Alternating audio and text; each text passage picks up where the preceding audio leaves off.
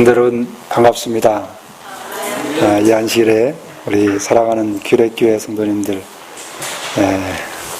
얼굴을 보게 돼서 너무 기쁘고 감사합니다.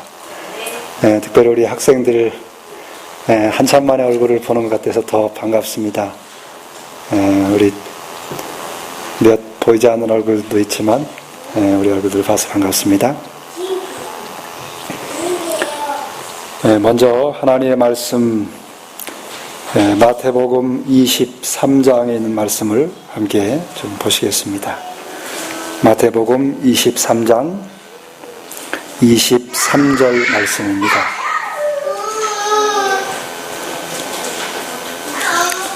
제가 봉독해 드리겠습니다. 화 있을진저 외식하는 서기관들과 바리새인들이여, 너희가 박하와 회양과 근처에 11조를 들이되 율법의 더 중한 바 의와 인과 신은 버렸도다. 그러나 이것도 행하고 저것도 버리지 말아야 할지니라. 여기까지만 읽겠습니다. 어제 저희 연수원에 우리 성도님들 아마 농사 일 하시면서 풀하고 전쟁하고 계실 거라 생각합니다. 저희 연수원에도 풀이 얼마나 많은지 봄에 한번 이렇게 하고 또 손이 모자라서 밭에 겨우 농작물들 풀을 이렇게 제초하다 보니까 주변에 풀이 아주 제 키만큼 자라서 어제 오랜만에 예초기지를 좀 했습니다. 근데 이걸 하다 보니까 안면 마스크를 쓰고 하지 않아서 하다가 돌이 튀어가지고 제 코 있는데 조금 약간 찢어졌습니다. 여기 이제 이렇게 뭘 붙이고 왔는데 저 보사님이 왜 저걸 붙이고 왔나 이렇게 보실 것 같아서 먼저 설명을 좀 드립니다. 여름 동안에 잘 지내셨습니까? 정말 무덥고 습하고 힘든 시간들을 보내셨으리라고 생각합니다. 저희 연수원에도 한참 더울 때는 우리 기도하러 또 연수에 오신 분들이 잠을 잘 못 주무실 만큼 드문 그런 어려운 한여름을 보낸 것 같습니다. 그리고 이렇게 이제 가을이 사계절상으로는 벌써 처서가 지난 걸로 아는데 아직도 여기는 좀 더운 것 같습니다. 성도님들 얼굴을 보니 너무 반갑고 기쁩니다. 오늘 저는 제목을 이 본문에 있는 말씀처럼 율법의 더 중한 바라고 하는 제목을 좀 붙여봤습니다. 제가 오늘 드리는 말씀은 평소에 제가 늘 마음에 이렇게 생각하고 가지고 있던 문제, 또 오래전부터 마음에 이렇게 생각하는 하고 있던 문제인데 요 근래 들어서 제가 더 많이 이렇게 묵상하고 명상하고 또 제 마음에 이렇게 와닿는 말씀이라 여러분과 함께 좀 나누면서 은혜를 나누고자 생각을 합니다. 오늘 교과를 이렇게 공부하면서 교과 후반부에 우리 몇몇 집사님들이 말씀하시는 이야기를 들으면서 제 마음이 참 기뻤습니다. 왜냐하면 우리 규례교회가 비록 식구들은 많지 않지만 참 영적인 그 수준이 상당히 이렇게 참 높은 그런 수준을 가지고 있고 또 하나님의 말씀에 대한 그 갈급한 마음과 또 이해하는 그런 면이 상당히 아주 깊이 이해를 하고 있다고 하는 것을 느끼면서 제 마음이 참 기쁘고 참 흡족했습니다. 너무 아주 좋은 교과 공부 시간에 참여해서 정말 마음이 흐뭇했습니다. 여러분, 마태복음 23장은 예수님이 그 순환주간 동안에 말씀하신 내용인데 마태복음 23장을 좀 잘 깊이 읽으시고 연구하시기를 먼저 부탁을 좀 드립니다. 마태복음 23장은 우리가 이렇게 장마다 성경 별칭을 붙이는데 별칭을 붙이자면 저주의 장이라고 붙일 수 있습니다. 마태복음 23장의 내용은 그렇게 아름다운 내용이 아닙니다. 그러나 대단히 중요한 의미를 가지고 있는 정말로 중요한 장 가운데 하나입니다. 그 중에 가장 중요한 핵심이 오늘 제가 읽은 이 본문으로 선택한 23절입니다. 외우기도 어렵지 않습니다. 마태복음 23장 23절입니다. 장과 절수가 같습니다. 마태복음 23장의 내용을 일단 한번 전체적으로 여러분들이 좀 아시는 것이 이 내용을 이해하는 데 필요하기 때문에 간단히 말씀을 좀 드려보겠습니다.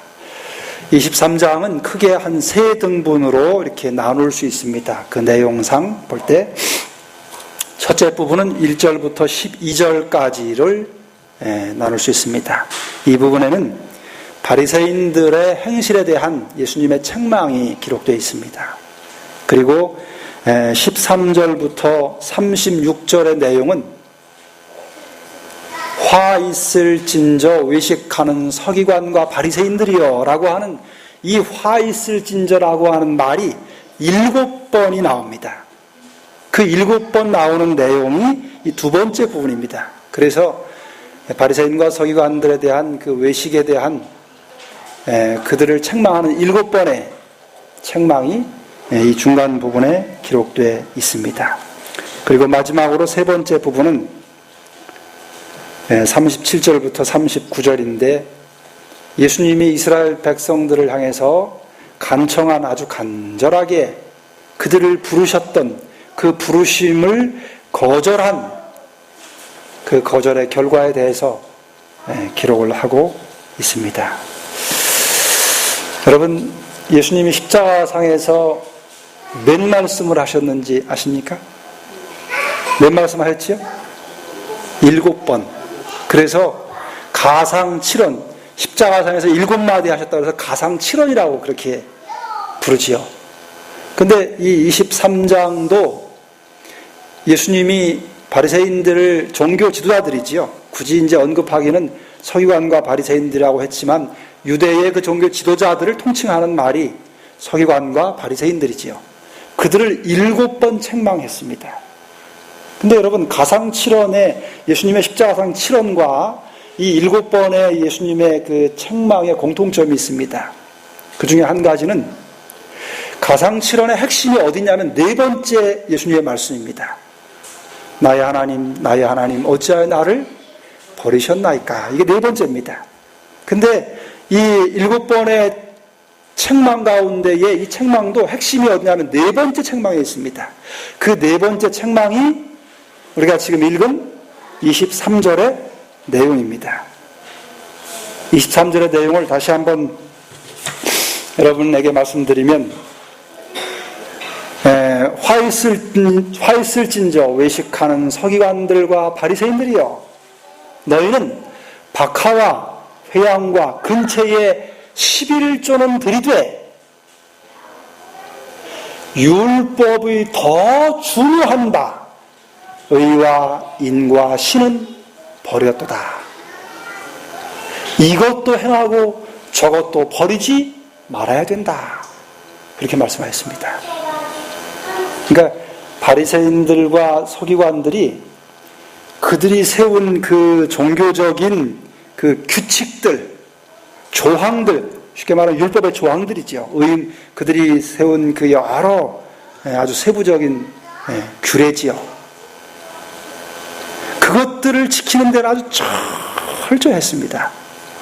그런데 예수님은 어떤 것을 책망하시냐면 너희가 11조는 철저히 잘 드린다. 11조를 심지어 뭐까지 드려요? 근채, 마당에 심은 뿌리 채소, 이파리 채소 이런 것을 수확하면 그곳에 11조도 정확히 드려요. 그러면 신앙생활 잘하는 겁니까? 못하는 겁니까?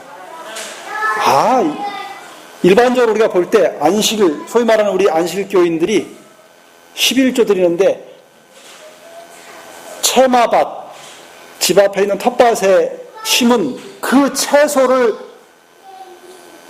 거두면서 그거에 11조까지 다 이렇게 따져가지고 드려요. 그러면 신앙생활 참 정직하고 성실하게 잘 하는 성도들이 그렇게 합니다. 그 참 좋은 일입니다. 그런데 여기까지는 좋았는데 예수님이 책망한 게 근처에 11조까지 드리는 너희들이 하나님의 율법에 더 중요한, 여기 여러분 제가 오늘 제목을 율법의 더 중한다라고 제목을 정했는데 이 참 중요한 의미를 가지고 있는 단어입니다. 율법에 11조 드리는 것도 큰 범위에서 볼 때 하나님의 율법을 순종하는 일입니다. 그런데 율법을 순종하는 11조를 드리는 것까지는 좋은데 그것보다 더 중요한 율법의 가장 중요한 핵심, 그것을 너희가 버렸다 이렇게 말씀하시는 겁니다. 그러면서 뭐라고 말씀하시니? 의와 인과 신이라고 말씀하십니다. 여러분, 율법의 가장 중요한 핵심을 예수님이 지적하고 있습니다. 근데 그게 무엇이냐? 여러분, 왜 예수님께서 아까도 우리 벽과 공부 끝나고 잠깐 장로님하고 말씀을 이렇게 나눴지만은 하나님의 품성에 대해서 구약과 신약이 참 다른 모습으로 묘사를 하고 있습니다. 그런데 신약에서 예수님은 참 인자하고 또 너그럽고 동정심이 많고 사랑이 많으신 자기를 희생하는 그런 분으로 묘사되고 있어요. 그런데 그 인자하신 예수님이 아주 지독하게 책망한 대상이 누구냐면 유대 종교 지도자들입니다. 여러분, 7번 화 있을 진저를 7번 했다는 말은 7은 유대교에서 완전 숫자입니다. 그거는 어떤 일을 언급할 때에 더 이상 강조할 수 없는 가장 강조하고 힘주어서 가르치고자 하는 그런 의도를 가지고 사용할 때 7번 사용합니다. 그러니까 서기관들과 바리새인들에게 화 있을 진저를 7번 말씀하셨다고 하는 것은 얼마나 그들이 가지고 있던 어떤 면에 대하여 예수님이 인간적인 언어로 표현하자면 진절머리를 낼 만큼 그렇게 아주 증오했던, 죄는 미워하지만 죄인은 사랑하시는 그 하나님이 너무너무 싫어했던 것이 있습니다.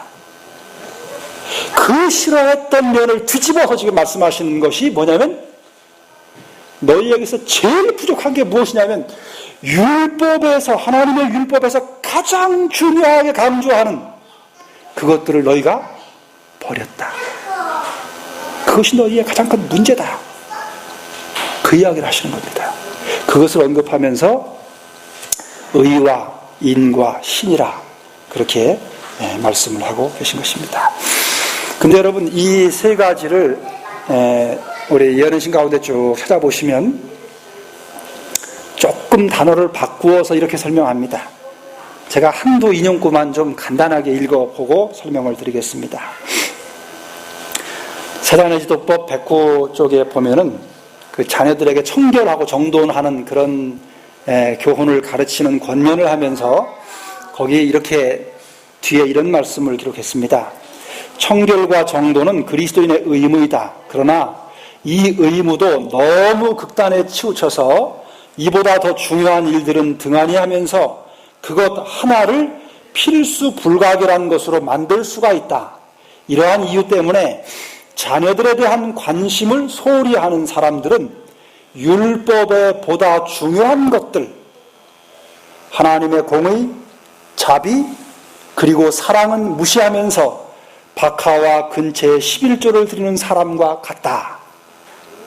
그러니까 여기는 의와 인과 신을 하나님의 공의, 그 다음에 자비, 사랑으로 해석해서 설명했습니다.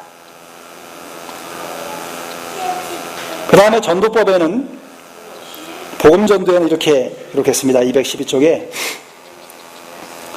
비판적이며 날카로운 성질을 가진 편협한 정신의 소유자들과 진리의 뜻에 대하여 자기의 개인적인 이념을 완강히 고집하는 극단주의자들을 우리들 가운데로 이끌어들이려고 하는 것은 사단이 바라는 바요 계획하고 있는 것이다.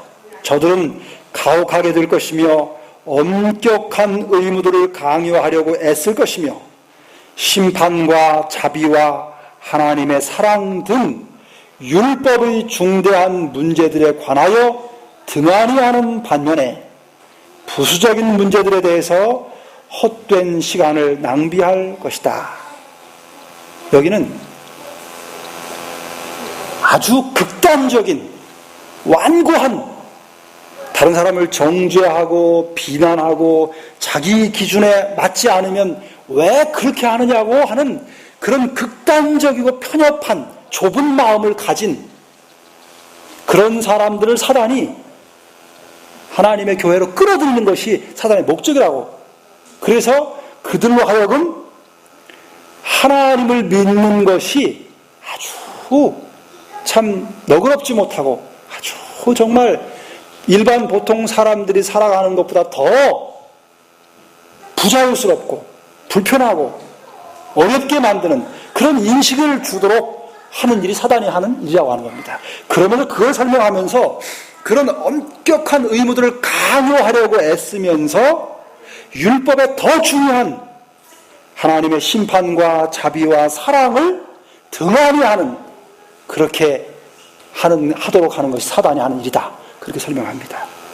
여기 하나님의 심판과 자비와 사랑으로 의와 인과 신을 묘사하고 있습니다. 다른 부분에도 마찬가지로 율법의 더 중요한 것들은 제쳐둔 채 다른 어떤 것들로 이렇게 치우치거나 이렇게 강조하는 것들을 설명하면서 율법의 더 중요한 바, 의와 인과 신 혹은 하나님의 심판과 자비와 사랑, 또는 하나님의 공의와 자비와 사랑, 이런 것들로 설명을 하고 있는 것을 찾아볼 수 있습니다. 그래서 여러분, 의는 무엇이냐면 하나님의 공의를 말합니다. 그 공의는 다른 말로 표현하면 심판으로도 묘사할 수 있습니다. 왜냐하면 심판이라고 하는 것은 하나님의 공의로 말미암는 결과이기 때문에 그렇게 설명되어 줄 수 있습니다. 그 다음에 인이라고 하는 것은 자비지요. 자비는 더 쉬운 언어로 긍휼히 여기는 것, 동정심, 불쌍히 여기는 것, 이런 의미지요. 그 다음에 신은 하나님의 사랑이지요. 근데 이것들을 이렇게만 언급하면 잘 마음에 와닿지 않습니다. 이해가 조금 부족해요. 그래서 조금 더 설명을 하면, 의는 뭐냐면, 여러분, 의, 공의, 연관된 단어들을 언급하다 보면 공의, 그 다음에 공평, 공정, 이런 것들로 묘사할 수 있겠지요. 그러면 그걸 조금 우리말로 조금 더 쉽게 설명하자면 어떻게 설명할 수 있을까요? 공정하다고 하는 것은 뭡니까? 여기 두 사람이 있는데 A라고 하는 사람과 B라고 하는 사람이 있어요. A는 좀 예쁘고 잘생겼어요. B는 좀 못생기고 부족해요. A는 공부를 잘하고 학생으로 시작하면 B는 좀 공부를 못하고 좀 말썽을 피운다고 칩시다. 그런데 공평하다고 하는 것은 A와 B에게 뭐 하는 거예요? A와 B를 그 사람의 어떠함 때문에 차별하지 않는 거지요. 그렇죠? 공정하다고 하는 건 차별하지 않는 겁니다. 그게 의의 의미입니다. 여러분, 로마서 3장 21절과 22절에 보면은 이제는 율법 외에 하나님의 한 의가 나타났으니 율법과 선지자들에게 증거를 받은 것이라. 곧 예수 그리스도를 믿음으로 말미암아 모든 믿는 자에게 미치는 하나님의 의니 차별이 없느니라 그랬어요. 우리가 믿음으로 말미암아 의롭게 된다고 하는 이 소위 성경의 가장 중요한 기본 진리인 믿음으로 말미암은 의라고 하는 이 중요한 진리에 가장 구체적이고 명확한 설명이 담겨 있는 것이 로마서 3장 21절부터 26절까지입니다. 오늘 우리가 교과 공부에 나온 것처럼 복음에는 하나님의 의가 나타났다고 그랬지요. 복음이 우리에게 가르쳐주는 것은 하나님이 우리에게 거저 주시는 선물인 하나님의 의에 대하여 이야기해 주는 것입니다.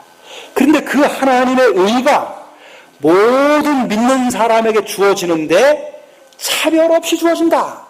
그 이야기를 로마 3장 22절과 3절에 하고 있는 것입니다. 이게 바로 하나님의 공의입니다.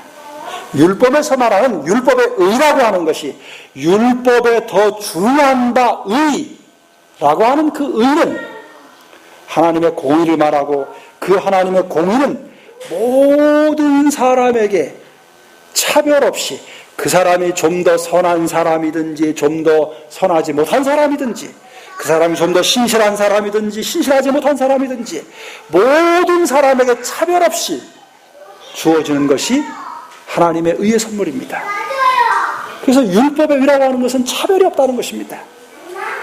그 다음에 두 번째 인이라고 그랬는데 인은 하나님의 자비요 동정이요 불쌍히 여기는 것이요 긍휼히 여기는 것이요 그런 것들입니다. 그런데 여러분 어떤 대상을 불쌍히 여길 때에 그 불쌍히 여기는 여러 이유가 있습니다. 그런데 하나님이 사람을 불쌍히 여기실 때는 그 이유가 무엇인지를 성경에서 잘 설명하고 있습니다. 왜 하나님께서 우리를 불쌍히 여기실까요? 신앙생활 열심히 성실히 잘하는 사람도 하나님이 긍휼히 여기시고 불쌍히 여기십니다. 죄를 짓고 저 나락으로 떨어진 타락한 더 깊은 타락의 구렁에 떨어진 죄인도 하나님이 불쌍히 여기십니다.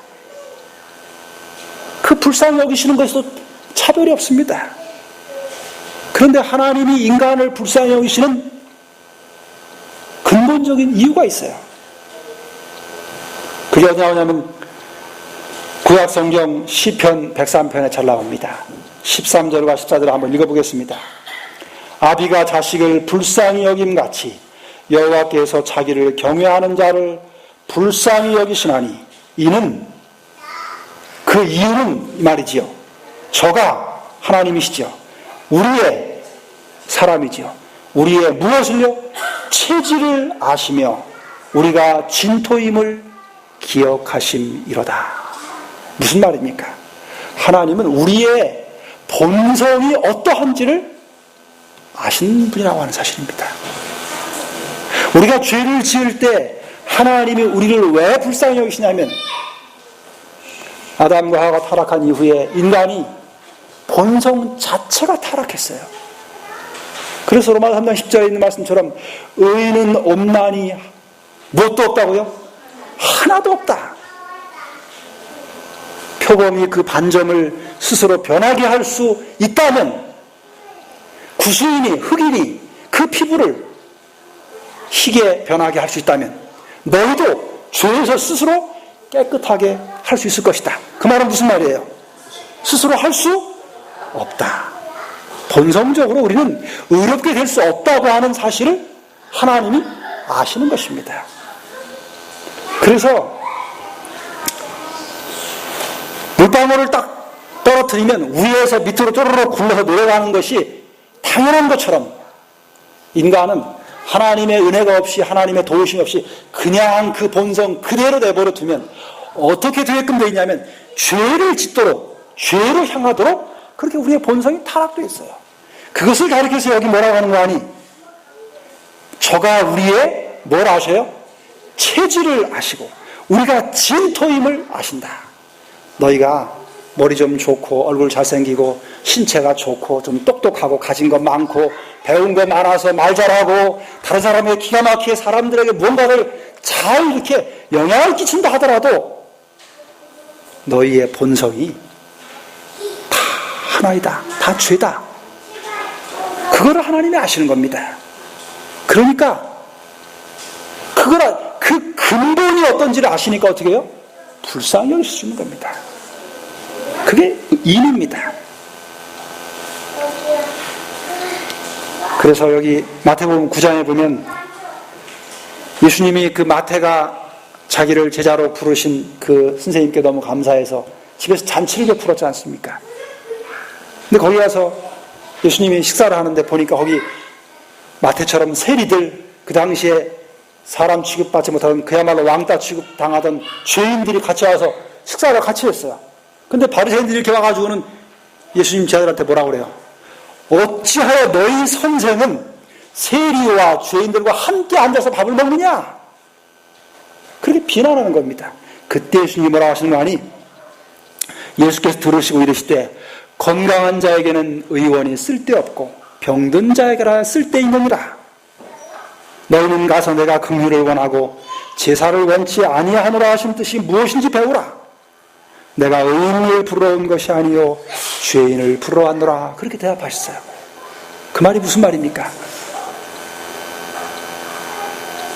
예수님은 우리가 얼마나 연약하고 우리가 얼마나 죄가 많고 우리가 얼마나 넘어지기 쉽고 그야말로 바리새인들이 볼 때 형편없어 보이는 그 세리나 죄인들처럼 인간 본성 자체가 그렇다고 하는 사실을 알고 계시던 겁니다. 그래서 그들을 긍휼히 여기신 겁니다. 그런데 바리새인들은 그걸 오해한 것입니다.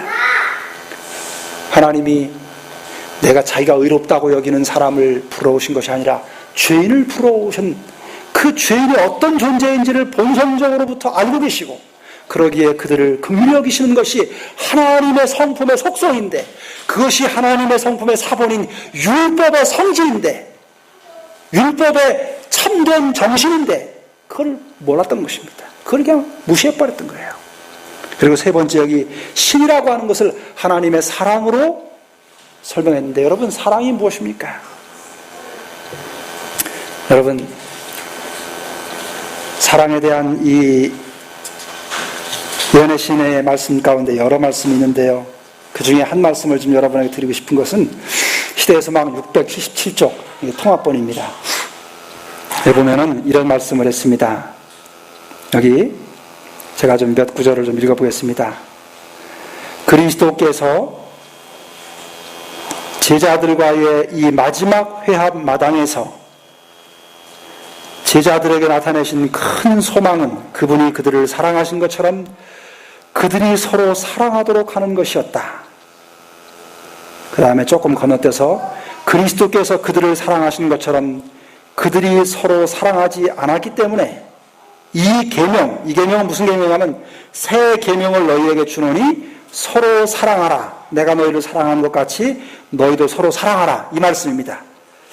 이 계명이 제자들에게 새로운 것이었다.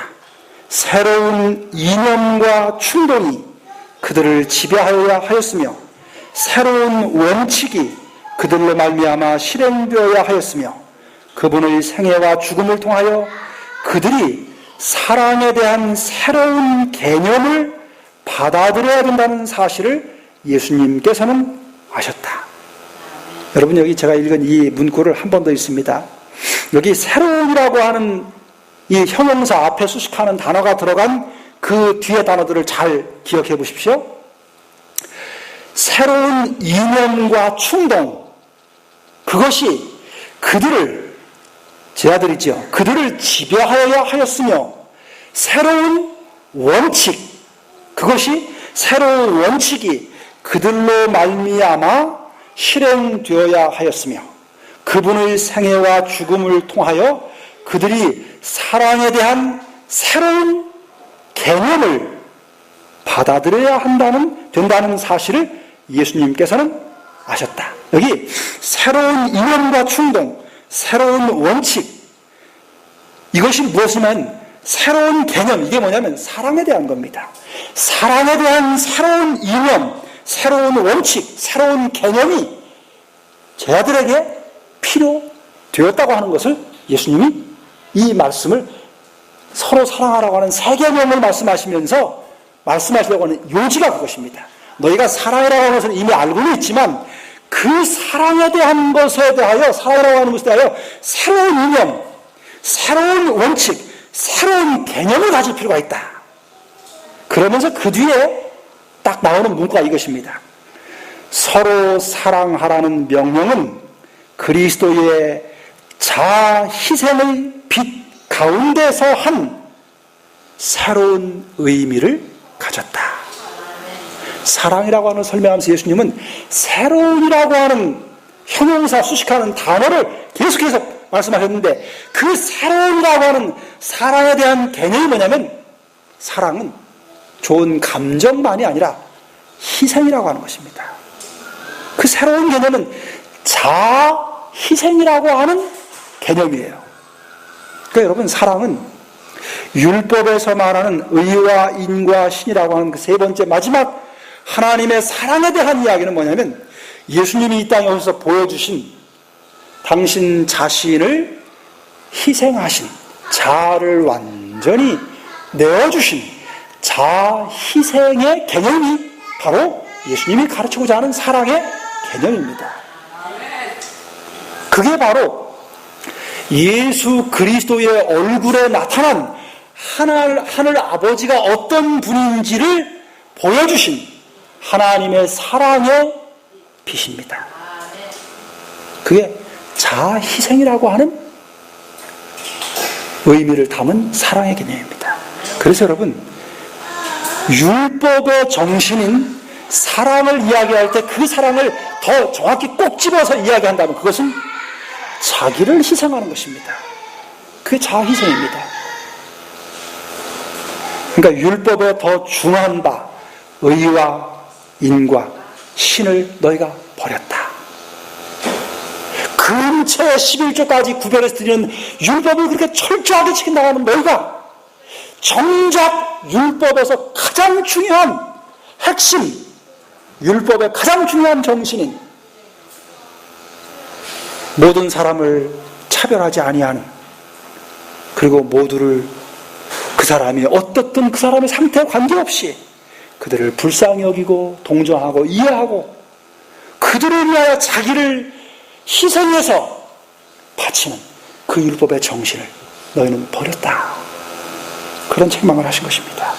그것이 율법에서 나오는 이 바리새인들을 책망한 예수님의 책망의 요지입니다. 그 책망의 요지 속에 7번의 책망의 요지 속에 담겨있는 가장 중요한 정신은 뭐냐면 율법의 참된 정신, 그것을 가르치시고자 하신 것입니다. 여러분, 우리는 어떻습니까?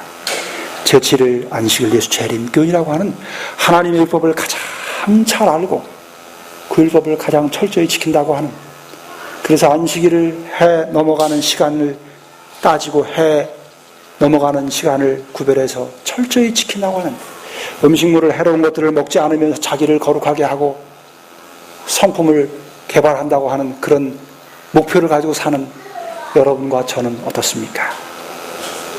그런 면으로 본다면 바리새인들이 우리보다 훨씬 더 한 단계 앞서 있습니다. 철저한 면에서. 제가 언제부턴가 고민을 하는 것 중에 하나는요, 정말 우리 재림 성도들이 저를 포함해서, 이 고민은 저로부터 비롯된 것입니다.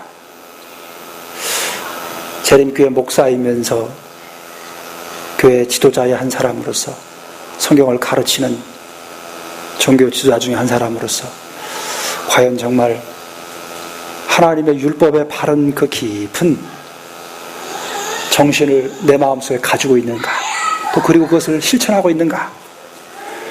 그러면서 우리 성도들을 보고 교회를 보면서 정말 우리가 하나님의 남은 교회요 새천사의 기별을 전하는 우리가 정말 하나님의 그 참된 정신에 젖어가지고 그렇게 정말 살아가고 있는가. 제가 오래전부터 고민하고 생각하는 문제 중에 하나입니다. 근데 여러분, 그런 생각을 할 때마다 제 마음에 뭔가 좀 슬픈 마음이 듭니다. 하나님 앞에 이런 탄식을 합니다. 아버지, 불쌍히 여겨 주십시오. 그런 마음이 제 마음속에 이렇게 탄식처럼 우러나요. 왜냐하면 제가 그 정신을 잘 실천하지 못했다고 하는 것을 깨닫기 때문입니다. 여러분, 제가 이 시간을 마무리 마지막 말씀을 드리면서 제가 부탁드린 게 있습니다. 여러분, 돌아가셔서 누가복음 10장에 나오는 선한 사마리아인의 비유가 있습니다. 그 부분을 여러분, 시대의 소망에 선한 사마리아 사람이라고 하는 따로 한 장, 한 챕터를 따로 기록했습니다. 그 부분을 좀 성경과 연애신을 놓고 깊이 기도하면서 읽으십시오. 실물교훈에도 선한 사마리아 사람에 대한 장이 또 한 장 기록되어 있습니다. 중복되는 내용이 있긴 하지만은 그거를 깊이 기도하는 마음으로 읽으시기를 부탁을 드립니다. 그리고 또 하나, 마태복음 25장의 세 번째, 마태복음 25장에 세 가지 비유가 나오지요. 달란트 비유와 열천의 비유와 양과 염소의 비유가 나옵니다. 이 세 비유 중에 세 번째 양과 염소의 비유를 깊이 좀 읽으시고 연구하시기를 간절히 부탁드립니다. 왜냐하면 율법에 더 중한 바, 율법의 참된 정신, 마지막 영생을 얻고 구원을 받아서 영원한 하늘에 살 사람들이 어떤 종류의 어떤 부류의 사람들인지, 그들의 삶의 모습이 어떤지를 이 두 비유 가운데 잘 묘사해 놓고 있기 때문입니다. 여러분이 정말 하늘에 가기를 원하십니까? 이 두 가지 선한 사마리아 사람의 이야기, 양과 염소의 비유, 이 두 가지를 읽으시고 여러분의 마음속 저 깊은 데서부터 선한 사마리아 사람처럼 양의 무리에 속해 있던 사람들처럼 그렇게 여러분의 마음속에 저 뿌리에서부터 그와 같은 정신이 여러분을 완전히 감싸고 여러분의 사상이 그렇게 물들지 않으면 조심스럽지만 감히 말씀드릴 수 있는 것은 하늘에 갈 수 없다고 하는 것입니다. 여러분 명심하시기 바랍니다. 이 두 사건을 깊이 연구하십시오. 그리고 그 두 사건에서 가르치는 정말로 중요한 정신이 여러분의 것이 되고 여러분의 삶에서 그런 아름다운 열매가 맺혀지도록 그렇게 많이 기도하시고 하나님께 매달리시기를 간절히 바랍니다. 제가 시간이 좀 흘렀지만 한 가지만 이 두 비유 가운데서 말씀을 좀 드리고 시간을 줄이고자 합니다. 선한 사마리아인의 모습을 묘사하면서 시대소망에는 좀 자세하게 그가 행한 그 내용을 설명하고 있습니다. 근데 그걸 다 읽기 어려우니까 제가 설명을 드리겠습니다. 그냥 처음에 강도를 만난 사람 곁에 제사장이 딱 그걸 보고 그냥 지나쳐 갔습니다. 그 다음에 두 번째 레위인이 보고 멍멍하다가 에이 차라리 안 봤으면 좋았을 걸 하면서 그냥 또 가버렸습니다.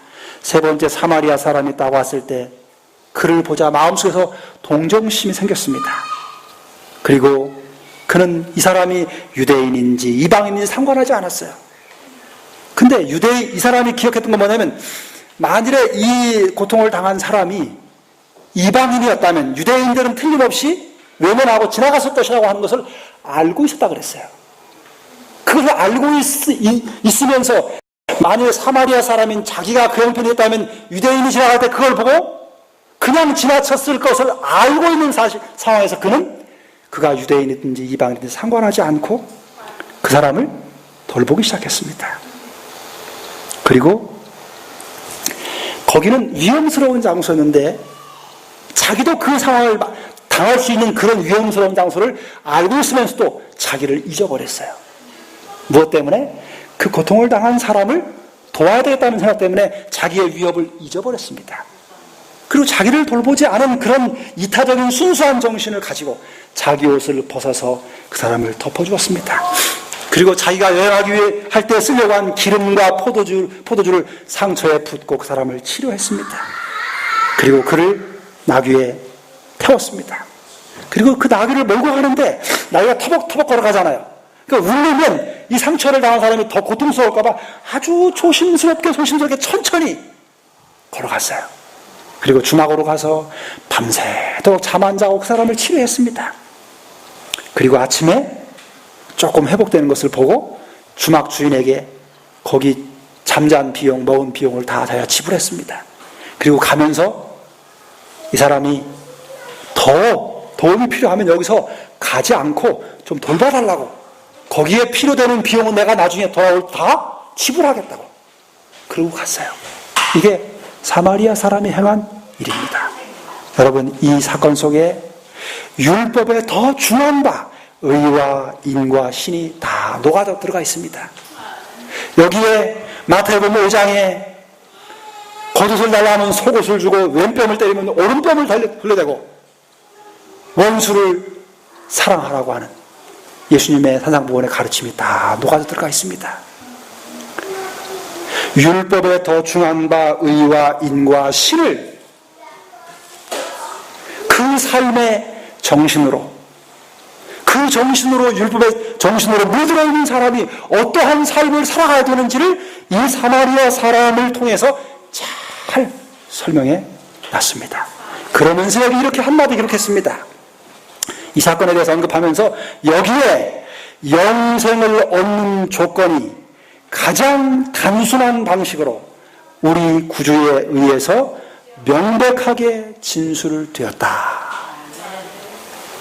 여러분, 돌아가셔서 선한 사마리아 사람과 양과 염소의 비유를 깊이 읽으시고 연구하시고 기도하시고 깨달으시고 그 정신이 여러분 자신의 것이 되어서 그런 삶을 의도적으로 억지로가 아니라 그 사랑의 율법이 우리의 마음에 새겨진 그 결과로 자연스럽게 이 사마리아 사람처럼 그 어려움 당한 사람을 보았을 때 주저하지 않고 자연스럽게 가서 마음에서 우러나는 동정심을 가지고 자연스럽게 그렇게 사랑을 베푼 것처럼 그런 삶의 열매가 우리에게 맺혀지는 삶을 살도록 그렇게 하시기를 바랍니다.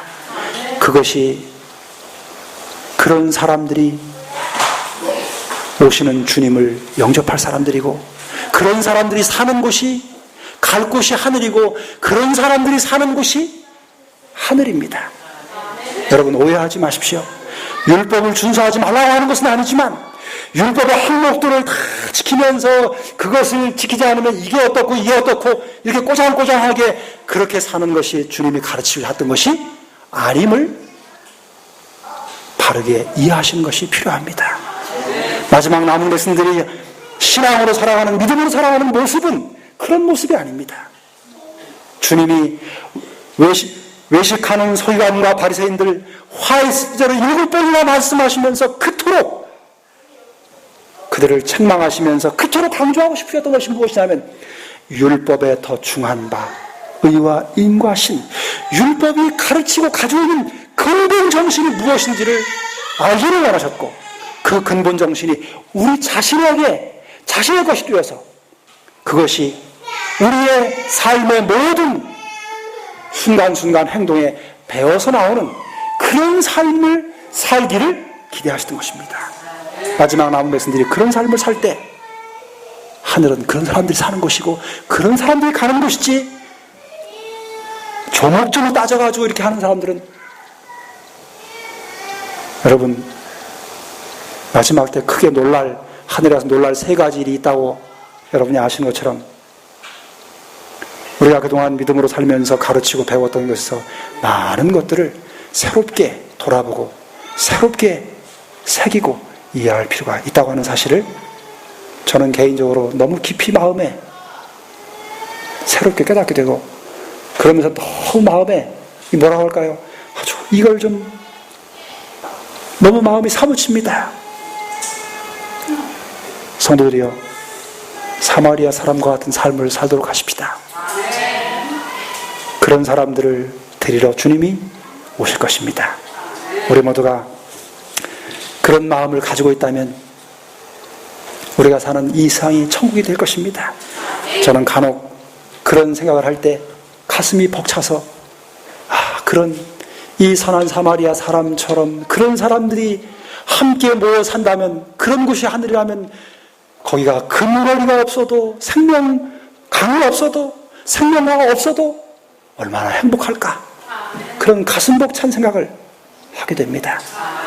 하나님의 은혜가 성령의 감동하심이 이 귀한 안식일 우리 모두의 마음속에 이 귀한 하나님의 사랑의 품성의 사본인 율법의 근본 정신인 이 아름다운 사랑의 정신이 우리 모두에게 심어지는 축복의 안식일 되시기를 간절히 바라면서 말씀을 드리겠습니다.